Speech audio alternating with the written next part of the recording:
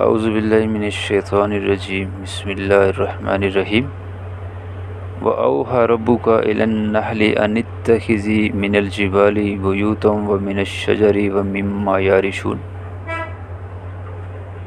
ثُمَّ كُلِي مِنْ كُلِّ الثَّمَرَاتِ فَاسْلُكِي سُبُلَ رَبِّكِ ذُلُلًا يَخْرُجُ مِنْ بُطُونِهَا شَرَابٌ مُخْتَلِفٌ أَلْوَانُهُ فِيهِ شِفَاءٌ لِلنَّاسِ إِنَّ فِي ذَلِكَ لَآيَاتٍ لِقَوْمٍ يَتَفَكَّرُونَ صدق اللہ العظیم۔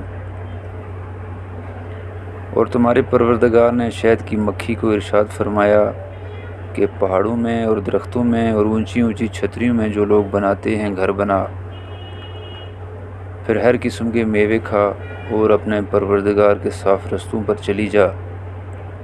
اس کے پیٹ سے پینے کی چیز نکلتی ہے جس کے مختلف رنگ ہوتے ہیں، اس میں لوگوں کے لیے شفا ہے، بے شک غور و فکر کرنے والوں کے لیے اس میں نشانی ہے۔ صدق اللہ العظیم۔